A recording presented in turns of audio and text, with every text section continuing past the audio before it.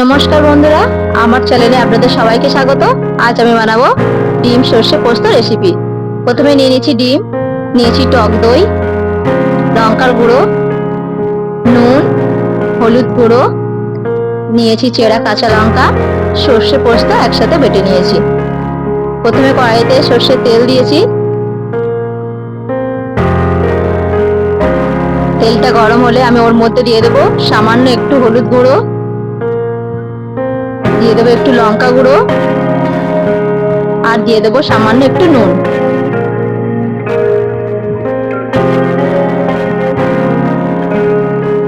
ডিমগুলো আমি ওর মধ্যে একে একে হালকা করে ডিমটা ভেজে নেব।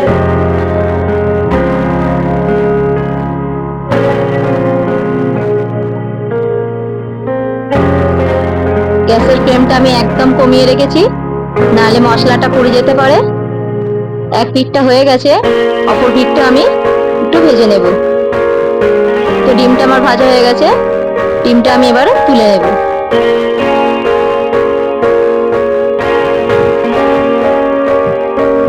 আবারও একটু ওই তেলের মধ্যে আমি সরষের তেল দেব।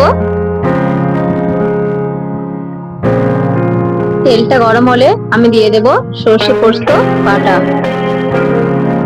তারপর একে একে দিয়ে দেব লঙ্কার গুঁড়ো, তারপর দিয়ে দেব হলুদ গুঁড়ো, তারপর দিয়ে দেব নুন, তারপর দিয়ে দেব টক দই। মশলাটা আমি ভালোভাবে মিশিয়ে নেব।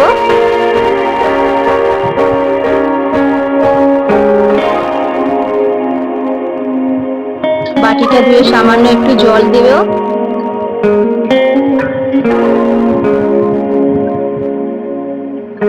মশলাটা আমার কষানো হয়ে গেছে, ভেজে রাখা ডিমগুলো দিয়ে দেব।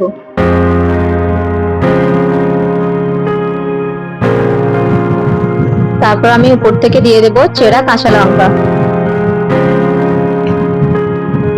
খুব সামান্য একটু ফুটিয়ে নামিয়ে নেব। খুব চটজলদি রেসিপিটা হয়ে যায়, আর খেতেও খুব ভালো লাগে। ভালো লাগলে লাইক, কমেন্ট, শেয়ার করবেন। চ্যানেলটিকে সাবস্ক্রাইব করতে ভুলবেন না। ধন্যবাদ।